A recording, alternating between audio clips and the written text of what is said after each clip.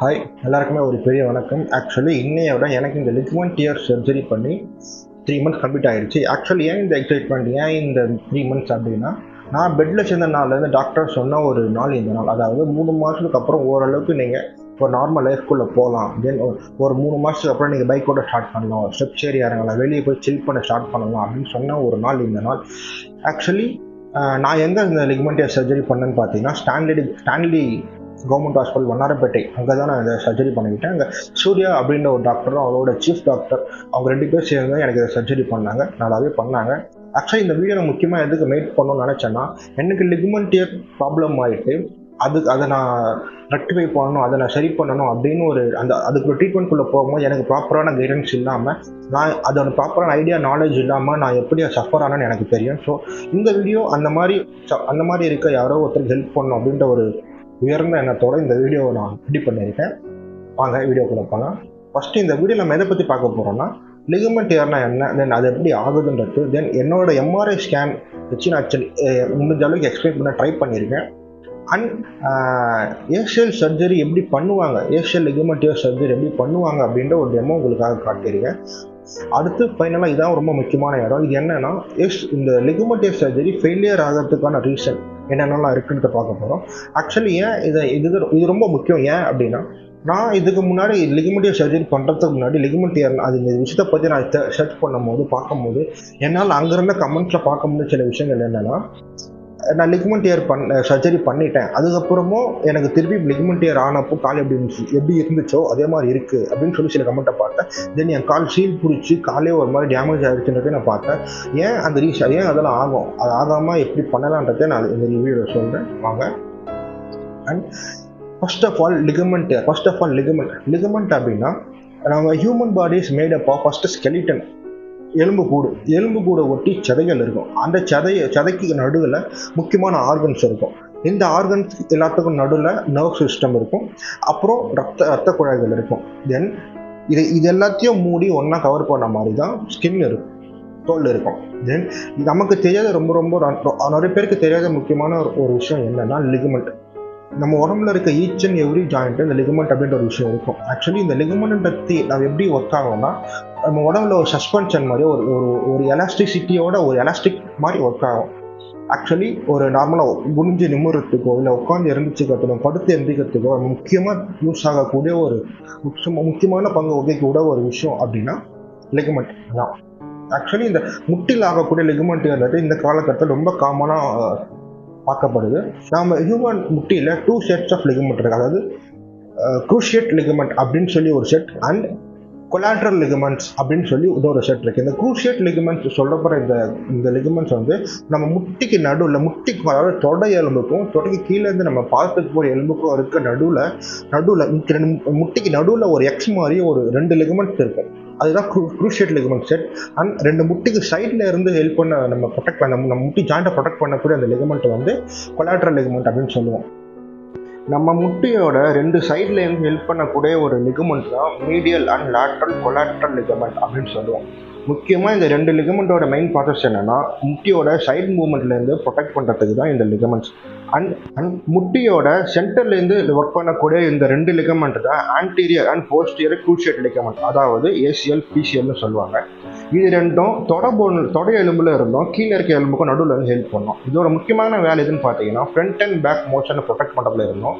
தென் நம்மளோட முட்டி ட்விஸ்ட் பண்ணுற அந்த மோஷன்ல இருந்தும் நல்லா ப்ரொடெக்ட் பண்ணோம். இதில் எந்த லிகமெண்ட்டாக இருந்தாலுமே ஒரு லிமிட் மேலே எக்ஸ்டர்னல் ஃபோர்ஸ் அதில் படும்போது கீழே தான் செய்யும். ஒன்ஸ் இது கம்ப்ளீட்டாக டேர் ஆயிடுச்சு அப்படின்னா அதுவாக தானே வளரவோ ரீக்ரோத்தோ ஆகாது, அதுக்கு சர்ஜரி தான் பண்ணி ஆகணும். ஆக்சுவலி இந்த லிகமெண்ட் இயர் அப்படின்னா அது எப்படி ஆகும், லிகமெண்ட் இயர்னா என்ன அப்படின்னு பார்த்தீங்கன்னா, ஆக்சுவலி நம்ம ஒரு extreme level of protecting our joints தான் நான் சொல்லுவேன். எனக்கு நான் அப்படியே சொல்லுவேன், நம்ம ஜாயிண்ட் அடிப்படாமல் ப்ரொடெக்ட் பண்ணக்கூடிய ஒரு எக்ஸ்ட்ரீம் லெவல் தான் லிகமெண்ட் இயர். அதுக்கு அடுத்து ஃப்ராக்சர். டைம் நம்ம கிரிக்கெட்டில் கூட ரோஹித் சர்மா அந்த ஷோல்டரில் போன் டிஸ்லோகேட் ஆகிட்டு எடுத்து அவரே செக் பண்ண பார்த்துருப்பாரு. ஆக்சுவலி இந்த போன் டிஸ்லோகேட் ஆனதுக்கப்புறமும் அங்கேயே இருக்கிறது கூட, அங்கேயே தள்ளி போகாமல் இருக்கிறது ஹெல்ப் பண்ணக்கூடிய முக்கியமான விஷயம் லிகமெண்ட். அதுலேயே நிறைய ஸ்டேஜஸ் இருக்குது. Partial dear, complete dear. அந்த கம்ப்ளீட் பார்ஷியல் டியரும் சில ஸ்டேஜஸ் இருக்குது, கம்ப்ளீட் டியரும் சில ஸ்டேஜஸ் இருக்குது.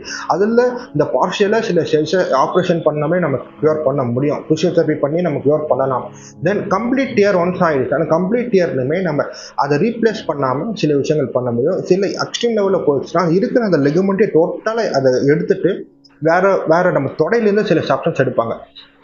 நம்ம தொடையிலேருந்து சில சப்ஸ்டன்ஸ் எடுத்து அதை ஹோல் போட்டு உள்ளே வச்சு தான் அந்த லிகமெண்ட் ரெடி பண்ண அதை ரீகன்ஸ்ட்ரக்ட் பண்ணுவாங்க. ஆக்சுவலி அந்த ப்ராசஸ் ஆஃப் சர்ஜரி பேர் என்ன சொல்லுவாங்கன்னா லிகமெண்ட் ரீகன்ஸ்ட்ரக்ஷன் சர்ஜரின்னு சொல்லுவாங்க. ஆக்சுவலாக அது வந்து எனக்கு வந்து என்ன ப்ராப்ளம் ஆயிருக்குன்னா ஆன்டீரியர் க்ரூஷியேட்னு சொல்லப்படக்கூடிய அந்த ஏசிஎல் அப்படின்ற லிகமெண்ட்டை தான் எனக்கு கம்ப்ளீட் டியர் ஆயிடுச்சு. ஏசிஎல் லிகமெண்ட் ரீகன்ஸ்ட்ரக்ஷன் சர்ஜரி தான் நான் பண்ணியிருக்கேன். ஓகேவா? இப்போ வந்து என்னோட எம்ஆர்ஐ ஸ்கேன் ரிப்போர்ட்டில் ஓவராலாக எனக்கு என்ன ஆயிருக்குன்னு சொல்லியிருக்காங்கன்றத நான் உங்களுக்கு காட்டுறேன். ஓகேங்களா?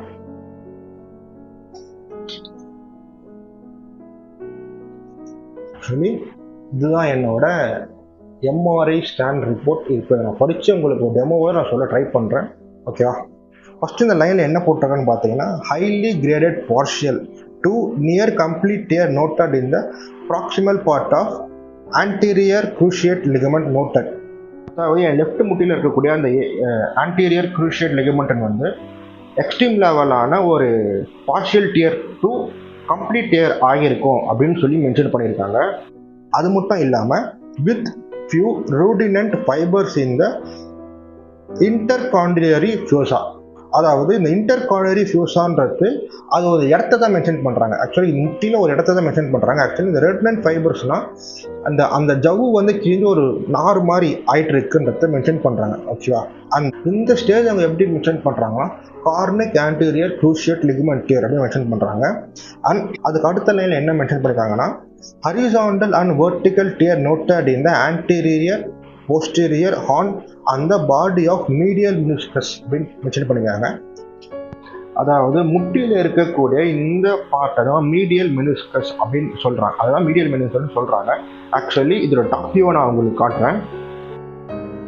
அதாவது நம்ம டைப் போன் அதுக்கு கீழே இருக்க ஃபியூமர் அப்படிங்கிற இந்த போனோட டாப் வியூ தான் இது. இதில் இந்த ஆன்டீரியர் அண்ட் போஸ்டீரியர் ஹார்ன் சொல்லி மென்ஷன் பண்ணிட்டு கூட இந்த 2 இடத்துல தான் டேமேஜஸ் ஆயிருக்கு அப்படின்னு சொல்லி போட்டிருக்காங்க. அடுத்த தேர்ட் லைன்ல என்ன மென்ஷன் பண்ணியிருக்காங்கன்னா horizontal tear noted in the body of lateral meniscus with few parameniscal sites noted adjacent to the lateral aspect of lateral meniscus. அதாவது மீடியல் மெனிஸ்கஸ்க்கு ஆப்போசிட்ல இருக்கக்கூடிய இந்த ரப்பரைஸ்டு மெட்டீரியல் தான் லேட்டரல் மெனிஸ்கஸ் சொல்றாங்க. இதோட டாப் வியூவில் வந்து இது காட்டுறேன். இந்த இடத்துலையும் சில டேமேஜஸை பார்க்க முடியுது அப்படின்னு சொல்லி அதில் சொல்லியிருக்காங்க. அடுத்த லைன் வந்து மைல்டு ஜாயிண்ட் எஃபிஷியன்ட் நோட்டட். இந்த mild joint efficient noted, mild joint பெருசாக ஒன்றும் இல்லை, ஒரு சின்னதாக வீக்காக அங்கே பார்க்க முடியுதுன்னு சொல்லியிருக்காங்க. And no marrow edema is present. அதாவது நம்ம ஃபியூமர் போனோட அதாவது தொடை எலும்போட எண்டில் இருக்கக்கூடிய அந்த சாஃப்டான ரப்பர் மெட்டீரியலில் தான் மேரோ எடிமா அப்படின்னு சொல்கிறாங்க. இந்த மேரோ எடிமான்றது கம்ப்ளீட்டாக இல்லை அப்படின்னு லாஸ்ட்டில் என்ன மென்ஷன் பண்ணியிருக்காங்க. நம்ம முட்டி ஜாயிண்ட்டை சுற்றி இருக்கக்கூடிய இந்த சாஃப்ட் மெட்டீரியல், அதாவது லிகமெண்ட் அன்னைக்கு மேலே கீழே இருக்கக்கூடிய இந்த சாஃப்டான மெட்டீரியல் எல்லாமே சேர்ந்து தான் நம்மளோட முட்டியை வந்து ப்ரொடெக்ட் பண்ணிட்டு இருக்கு. இந்த லிகமெண்ட் டியர் ஆயிடுச்சுன்னா கண்டிப்பாக இந்த மற்ற சாஃப்ட் மெட்டீரியலுமே அடிவாங்கிறதுக்கான வாய்ப்புகள் நிறையவே இருக்குது. இந்த முக்கியமான லைன்ஸ் இந்த லைன்ஸ் தவிர கீழே சில லைன்ஸ் இருக்கு. அதெல்லாம் ஒரு சில பார்ட்ஸை மென்ஷன் பண்ணி அந்த பார்ட்ஸ் எல்லாம் நார்மலாக தான் இருக்குன்னு சொல்லியிருக்காங்க. ஆக்சுவலி எனக்கு இந்த அளவுக்கு டேமேஜ் எப்படி ஆச்சு அப்படின்னா ஃபர்ஸ்ட் 2019 அப்போ ஜூன் ஜூலை இந்த காலகட்டத்தில் தான் எனக்கு ஃபர்ஸ்ட் நான் லிகமெண்ட் அடிபட்டுச்சு. ஃப்ரம் நான் ஸ்கூல் டேஸில் ஒரு 8th standard to 12th standard வரைக்கும் ஒரு ஆவரேஜான ஒரு ஸ்போர்ட்ஸ் இன்வால்மெண்ட் இருக்கிற ஒரு பர்சன். பட் இது மட்டும் இல்லாமல் தென் காலேஜ் போகும்போது ஃபர்ஸ்ட் இயர் ஃபுல்லாக அந்த அளவுக்கு பெருசாக இன்வால்மெண்ட் இல்லை. செகண்ட் இயர் அப்போ தான் ஜஸ்ட் ஒரு ஃப்ரீ பீரியட் விளையாட போனது தான் ஒரு திடீர்னு இன்னொருத்தர் இடிச்சு கால் ட்விஸ்ட் ஆகி first Loyola college basketball கோலில் தான் நான் விழுந்தேன். அப்போ நான் டாக்டர் கிட்ட போய் கன்சல்ட் பண்ணும்போது அவர் சொன்னது என்னன்னா லிகமெண்ட்ல ப்ராப்ளம் ஆயிருக்கும், ஜவ்வுல ப்ராப்ளம் ஆயிருக்கும், அது பெருசாக அந்தளவுக்கு டேமேஜ் பெருசாக எதுவும் தெரியல, ஒரு சின்னதாக ஒரு தெரப்பி பண்ணால் செட் ஆகிடும்னு சொன்னாங்க. ஆக்சுவலி நான் என்ன நினைச்சேன்னா பரவாயில்ல பெயின் எதுவும் ஆக்சுவலி எலும்புல எதுவும் பிரச்சனை இல்லையே, இட்ஸ் ஓகே, பார்த்துக்கலாம், மேனேஜ் பண்ணிக்கலாம் சொல்லி நான் வந்துட்டேன். எனக்கு லிகமெண்டோட அந்த அளவுக்கு நாலேஜ் இல்லாததுனால அப்போ எனக்கு பெயின் இருக்க தான் செஞ்சுது. அப்போ நான் நார்மலாக அந்த வாலினி ஸ்ப்ரே அடிச்சு, மூவ் ஸ்ப்ரே அடிச்சு, அதுக்கப்புறம் அந்த சுருக்கு பேண்ட், ஷாஃப்ரான் கலரில் ஒரு பேண்ட் இருக்கும்ல, அதை கட்டி ஓரளவுக்கு மேனேஜ் பண்ணிக்கிட்டேன். தென் 2019 அப்படியே போச்சு. இது 2020 லாக்டவுன், 2021 லாக்டவுன், அப்படியே கொஞ்சம் காலேஜ் முடிஞ்சு 2022 நான் திருப்பி இந்த லாக்டவுன்லாம் முடிஞ்சு ஒரு வேலைக்கு போக ஸ்டார்ட் பண்ணேன். ஃப்ரம் ஜான் மந்த்லேருந்து வேலைக்கு போக ஆரம்பித்தேன். ஒரு 5 months கொஞ்சம் உடம்பு கொஞ்சம் அதிகமாக நான் கால் ஸ்ட்ரெயின் பண்ண ஆரம்பிக்கும் போது கரெக்டாக மே மந்த் 2022 மே மந்த் அப்போ நான் ஜஸ்ட் வண்டியில் பின்னாடி உட்காந்து அவசரமாக கீழே இறங்கினேன், அவ்வளோதான். பட் அப்போ இறங்கும் போது கால் லிட்டர் ட்விஸ்ட் பண்ணி இறங்கும் இல்லையா, அப்படி இறங்கும் போது டப்பால்னு ஒரு சரியான ஒரு வைப்ரேஷன், லிகமெண்ட் டேர் ஆனவங்க இந்த ஃபீல் புரியும். மொத்த உடம்புக்கே அந்த வைப்ரேஷன் பாஸ் ஆகும், ஒரு கரண்ட் பாஸ் ஆன மாதிரி தர்க்குங்க பாஸ் ஆகும். அடுத்த ஸ்டெப்பு சுத்தமாக எடுத்து வைக்க முடியல, சரியான பெயின். அந்த டைமில் நான் போய் திருப்பி டாக்டர் கன்சல்ட் பண்ணும்போது டாக்டர் அந்த எம்ஆர்ஐ ஸ்கேன்லாம் எடுத்து பார்த்துட்டு டாக்டர் சொன்னது கம்ப்ளீட் டேர் ஆகிடுச்சுப்பா, சர்ஜரி தான் பண்ணி ஆகணும், கன்ஃபார்ம் சர்ஜரி பண்ணி ஆகணும்னு சொல்லிட்டாங்க. அப்போவும் எனக்கு இந்த பெருசாக நாலேஜ் எதுவும் இல்லாமல் நான் என்ன பண்ணேன்னா, சர்ஜரி பண்ணாலே முட்டியில சின்ன வயசுல சர்ஜரி பண்ணிட்டா அது பிரச்சனை ஆகும் அப்படின்னு சொல்லி சுற்றி நார்மலாக சொல்லுவாங்கல்ல, நம்ம சஜஷன் கேட்போம் இல்லையா, அப்படி கேட்கும் போது சரி சர்ஜரி வேணாம்னு சொல்லி புத்தூர் கட்டு ட்ரை பண்ணேன். எதுவுமே ஆகலை. ஆக்சுவலி புத்தூர் கட்டு எலும்பு உடஞ்சிருந்தா அவங்க ஹெல்ப்ஃபுல்லாக இருக்கும், அந்த லிகமெண்ட்டு சுத்தமாக ஹெல்ப்ஃபுல் ஆகாது. அங்கே போய் ஒரு மருந்து மாத்திரை ஒரு 7-8 கட்டு போட்டு சரி ஆகலை, கிட்டத்தட்ட ஒரு 15,000 ரூபாய்கிட்ட வேஸ்ட் ஆயிடுச்சு. தென் அதுக்கப்புறமும் திருப்பி சில பேர் சஜஸ்ட் பண்ணி திருநெல்லின்னு சொல்லி அதுவும் ஒரு நாட்டு வைத்தியம் மாதிரி தான், அது ட்ரை பண்ணோம். ஆக்சுவலி திணிலி கட்டுலையும் தென் ஃபிசியோதெரப்பி ட்ரை பண்ணும் போதும் இவங்க 2 பேருமே சொன்ன விஷயம் என்னன்னா, லிகமெண்ட் டேர் ஆயிடுச்சு, எம்ஆர்ஐ ஸ்கேனை பார்த்துட்டு கம்ப்ளீட் ஆயிடுச்சு, இது கொஞ்சம் டேஞ்சரான ஜோனில் இருக்குது, சர்ஜரி பெட்டர் சொல்லி சர்ஜரி பண்ணுறது தான் பெட்டர்னு சொல்லி அனுப்பிட்டாங்க. அதுக்கப்புறமும் சரி ஓகே அந்த சர்ஜரி மேலே இந்த ப்ராப்பரான நாலேஜ் எல்லாம் சர்ஜரி மேலே இந்த பயத்தினால அப்படியே நான் ட்ராவல் பண்ண ஆரம்பித்தேன். 2022 முடிஞ்சு 2023 ஆகிட்டு 2023 எண்டில் தான் ஓகே இதை பண்ணணும் அப்படின்னு ஆரம்பிச்சு டாக்டரை பார்த்து தென் February மந்த் அப்போ நான் சர்ஜரி பண்ணேன். ஆக்சுவலி 2019, 20, 21, 22, 23 இப்போ 24 ஸ்டார்டிங் லிட்ரலி ஒரு ஓவராலாக பார்த்தோன்னா ஒரு 4.5 years இருக்கும். இத்தனை வருஷமா அப்படியே நான் ட்ராவல் பண்ணனால எனக்கு லிகமெண்ட் மட்டும் இல்லாமல் லிகமெண்ட் மேலே இருக்க மற்ற விஷயங்கள் எனக்கு இந்த அளவுக்கு டேமேஜ் ஆயிடுச்சு. இப்போ எனக்கு இது ஓவராலாக கியூர் ஆகிறதுக்கு கம்ப்ளீட்டாக கியூர் ஆகிறதுக்கு 9 months to 1 year கிட்ட ஆகும் டாக்டர் சொல்லியிருக்காங்க. இந்த ஏசியல் லிகமெண்ட் சர்ஜரி எப்படி பண்ணுவாங்க, லிகமெண்ட் சர்ஜரி எப்படி பண்ணுவாங்கன்றத நான் காட்டுறேன். ஃபர்ஸ்ட் ஆஃப் ஆல் சர்ஜரி பண்ணும்போது நம்ம முட்டி சர்ஃபேஸ், அதாவது அந்த ஸ்கின் சர்ஃபேஸை மொத்தமாக கிளியர் பண்ணிவிட்டு இந்த சின்ன சின்ன ஹோல்ஸ் போட்டு கேமரா விட்டு அப்சர்வ் பண்ணிவிட்டு தென் அந்த சர்ஜரிக்கு எக்யூப்மெண்ட்ஸ் எல்லாம் உள்ளே போகிற மாதிரி ஸ்கின்ல குட்டி குட்டி ஓட்டைகளை போட்டு ரெடி பண்ணிப்பாங்க.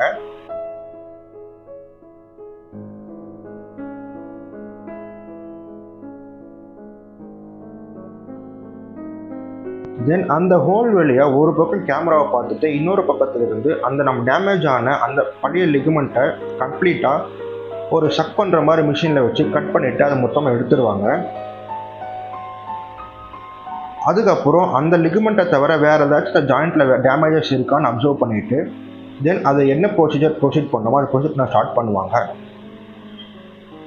இதுக்கு முக்கியமாக யூஸ் பண்ணக்கூடிய ஒரு மிஷின் என்னென்னா ரெட்ரோ ஃப்ளிப் கட்டர் அப்படின்ற இந்த ஒரு எக்யூப்மெண்ட்டை யூஸ் பண்ணி தான் எக்ஸாக்டாக அந்த பாயிண்ட்டை மார்க் பண்ணி எங்கே ஹோல் போட போகிறாங்களோ அந்த ஹோல் போகிற மார்க் பண்ணி ட்ரில் பண்ணுவாங்க.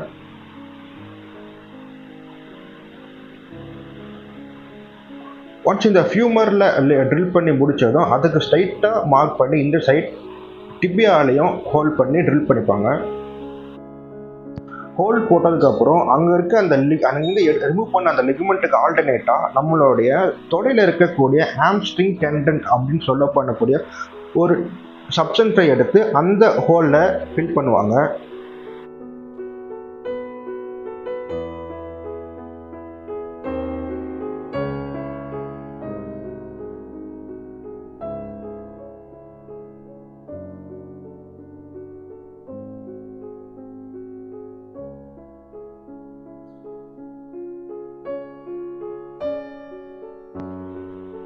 தென் இந்த ஹாம்ஸ்ட்ரிங் டெண்டன்ட்டை ஃபில் பண்ணதுக்கப்புறம் ஒரு பயோ அப்சார்பபிள் ஸ்க்ரூ அதை வச்சு நம்ம ரெண்டு எண்டையுமே அவங்க சீல் பண்ணிடுவாங்க.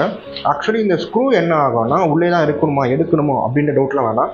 காலப்போக்கில் இது அப்படியே எலும்போட எலும்பாக மேட்ச் ஆகிட்டு அப்படியே கரைஞ்சிரும். கண்டிப்பாக இந்த ஸ்க்ரூ கம்ப்ளீட்டாக கரையிறதுக்கு 2 இயர்ஸ் கிட்ட ஆகும்.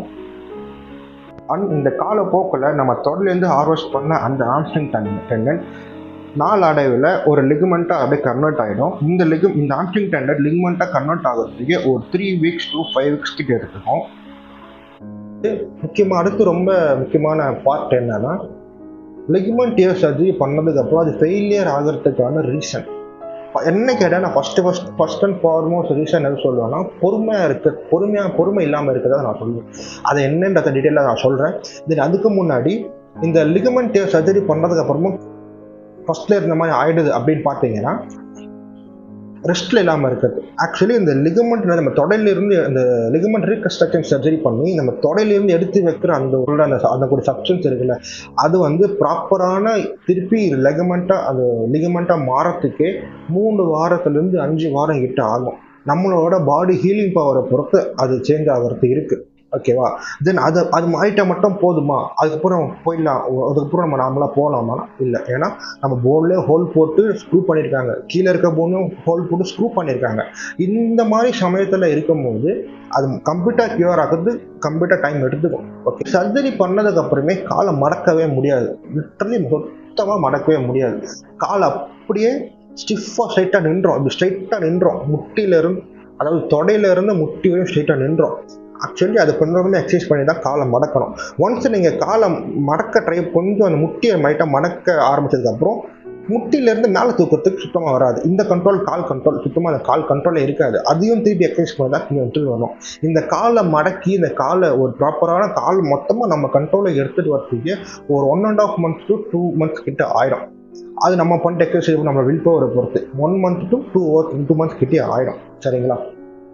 அண்ட் தென் ஆஸ் பர் என்னோட அட்வைஸ் அப்படின்னா, முடிஞ்ச அளவுக்கு லிகமெண்ட் சர்ஜரி பண்ணது அப்புறம் குறைஞ்சபட்சம் ஒரு 3 மாதத்துக்காக ரெஸ்ட்ல இருக்க ட்ரை பண்ணுங்க. கரியர் பற்றி பயந்துக்கிட்டோ இல்லை நம்மளோட ஃபேமிலி சிச்சுவேஷனுக்காக பார்த்தோ நம்ம திருப்பி போக ஆரம்பிச்சுன்னா அந்த நீங்கள் கஷ்டப்பட்டு அந்த பண்ண சர்ஜரி மொத்தமாக வேஸ்ட் ஆகிடும்.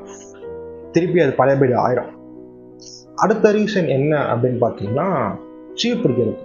ஆக்சுவலி எனக்கு 2022 அப்போவே நான் சொல்லியிருந்தேன், இப்போது டாக்டரை கன்சல்ட் பண்ணும்போது சர்ஜரி பண்ண சொல்லிட்டாங்க இப்போ அப்படின்னு. அந்த டைமில் தான் ஆஃபீஸில் இருக்க அவங்ககிட்டலாம் பெர்மிஷன் கேட்டு இருக்கும் போது என் பாஸ்ன்னு ஒரு லூஸ் இருந்தான். அவன் தான் ஃபர்ஸ்ட் இந்த பயத்தை ஏற்றி விட்டது. அது என்னன்னா, அவங்க அண்ணனுக்கும் இந்த மாதிரி சர்ஜரி பண்ணாங்க. அவருக்கே ஒரு 50 வயசு அந்த மாதிரி ஆள் தான். அவங்க அண்ணனுக்கு எப்படி ஒரு 60 வயசு அந்த மாதிரி இருக்கும். அவங்க அண்ணனுக்கும் ஒரு சர்ஜரி சொன்னாங்க. தென் கால் முட்டிலிருந்து சீல் பிடிச்சி காலே ஒரு மாதிரி வீங்கிருச்சுன்னு சொல்லி ஃபஸ்ட்டு பயத்தை அதிகப்படுத்தின அவரு தான். ஆனால் அதுக்கப்புறம் சுற்றின சில விஷயங்களை பார்க்கும்போது எங்கள் அம்மாவோட ஃப்ரெண்ட்ஸ் சொல்லி அவங்க மூலியமாக சில விஷயங்கள் டேமேஜ் ஆகிடும், சர்ஜரி வரணும்னு சொல்லி சில விஷயங்கள் நான் பார்த்தேன். ஆக்சுவலி இந்த சீல் ஏன் பிடிக்குது அப்படின்னு பார்த்தீங்கன்னா, இந்த சர்ஜரியில் எந்த சர்ஜரி பண்ணாலுமே நம்ம சர்ஜரி பண்ணி அந்த ஸ்டிச்சஸ் போட்ட இடம் பக்கத்துலேயே ஒரு பைப் ஒன்று கனெக்ட் பண்ணி ஒரு பம்ப் பண்ணி அதை வெளியே எடுக்கிற மாதிரி ஒரு பவுச் ஒன்று அட்டாச் பண்ணி வச்சுருப்பாங்க. ஆக்சுவலாக அது வேலையே என்னென்னா, அங்கேருந்து ஒரு மாதிரியான ஒரு சீல் மாதிரி இல்லாமல் ஒரு வியர்வை மாதிரி இல்லாமல் ஒரு தண்ணி ஒன்று அது சுரக்கும். ஆக்சுவலி அந்த தண்ணி வெளியே எடுத்து ஆகணும். அந்த தண்ணி உள்ளே இருக்க பிரச்சனை தான். அதுக்கு ஒரு லிமிட் மேலே அந்த பைப்பை நம்ம எடுத்துருவாங்க. அதுக்கப்புறமா அந்த ஸ்டிச்சஸ் மேலே ட்ரெஸ்ஸிங் பண்ண வரும்போதும் அது பிதுக்கி உள்ள அந்த தண்ணி வெளியே எடுப்பாங்க. அது சிவியர் பெயினாக இருக்கும். அப்போவும் ஆக்சுவலி எடுத்தே ஆகணும். இன்கேஸ் நீங்கள் அந்த ஹாஸ்பிட்டல் வெளியே வந்ததுக்கப்புறமா உங்களுக்கு அது புண்ணு ஆறாமல் இருக்குது, ட்ரெஸ்ஸிங் பண்ண போகிறீங்க அப்படின்னா நீங்களே பண்ணாமல் ஒரு ப்ராப்பரான ஹாஸ்பிட்டலுக்கோ இல்லை சர்ஜரி பண்ண ஹாஸ்பிட்டலுக்கோ இல்லை வேறு நர்சிங் ஹோமுக்கோ போய் பண்ண ட்ரை பண்ணுங்கள். அது ரொம்ப இந்த ட்ரெஸ்ஸிங் ரொம்ப முக்கியம். ட்ரெஸ்ஸிங்கில் மிஸ்டேக் ஆகிடுச்சுன்னா இந்த சீல் வரத்துக்கான வாய்ப்புகள் நிறையவே இருக்குது. அதுதான் மெயின் ரீசன். அண்ட் தென் அந்த புண்ணு அந்த ஸ்டிச்சஸ் போட்டு அந்த காயம் மேல் காயம் ஆறாமல் இருக்கும் போது தண்ணி போட்டு தண்ணி அப்படியே அந்த கட்டில் ஊறுற மாதிரி வச்சுக்காதீங்க. மருந்தை தவிர வேறு எதுவுமே நேரத்தில் படாமல் பார்த்துக்கங்க. நான் ஃபஸ்ட்டு சொன்ன மாதிரி இந்த பொறுமை, லேக் ஆஃப் பேஷன்ஸ், இந்த பொறுமைன்றது சுத்தமாக இருக்காதுங்க. ஆக்சுவலி இந்த விஷயங்களை பற்றி நான் கூகுளில் சர்ச் பண்ணி நான் எடுக்கும் போதும் நான் என்னால் படிக்க முடிஞ்ச ஒரு முக்கியமான விஷயம் எதுன்னு பார்த்தீங்கன்னா, இந்த லிகமெண்ட் சர்ஜரி பண்ண அந்த காலகட்டத்தில் நம்ம ஃபேஸ் பண்ணக்கூடிய ஒரு மேஜரான ஒரு ப்ராப்ளம்னா ஸ்ட்ரெஸ். பயங்கரமாக ஸ்ட்ரெஸ்ஃபுல்லாக இன்வால்வ் ஆகும் சொல்லியிருந்தாங்க.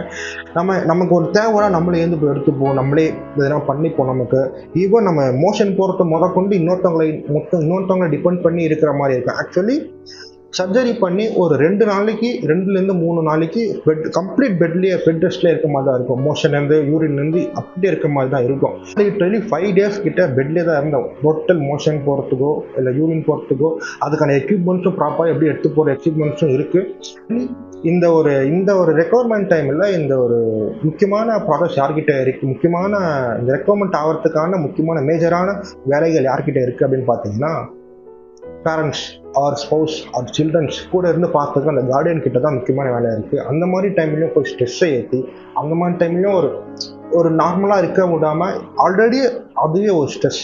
ஏன்னா அன்னைக்கு வரையும் நம்மளால் நார்மலாக பண்ண முடிஞ்ச ஒரு விஷயத்த நம்ம பாத்ரூம் போகிறதுக்கும் அடுத்தவங்க டிபெண்ட் பண்ணியிருக்கணும், நம்ம யூரின் போகிறதுக்கும் அடுத்தவங்க டிபெண்ட் பண்ணியிருக்கணும், நம்மளால் அந்த பெட்டை விட்டு நகர்ந்து போக முடியாது அப்படின்ற ஒரு சுச்சுவேஷனில் இருக்கும்.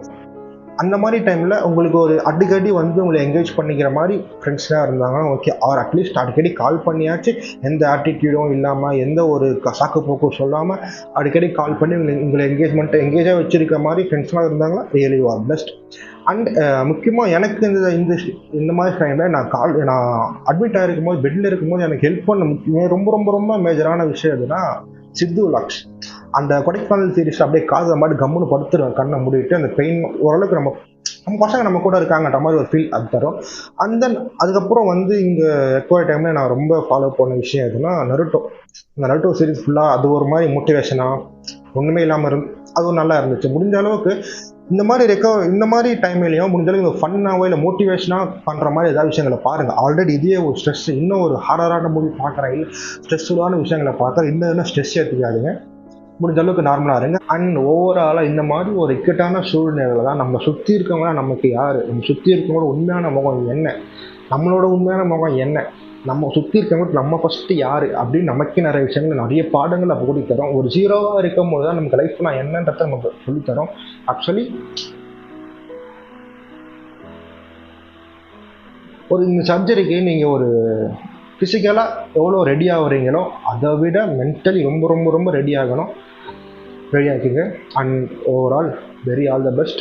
இதுக்கப்புறம் யாராச்சும் இந்த சர்ஜரி பண்ண போகிறவங்க இதை பார்த்துட்டு இருந்தீங்கன்னா மனதைரியத்தை வளர்த்துக்கோங்க. அண்ட் கண்டிப்பாக க்யூர் ஆகும், கண்டிப்பாக எல்லாம் சரியாகும். மற்றவங்க பேச முக்கியமாக காதில் வாங்கிக்காதீங்க. Good luck.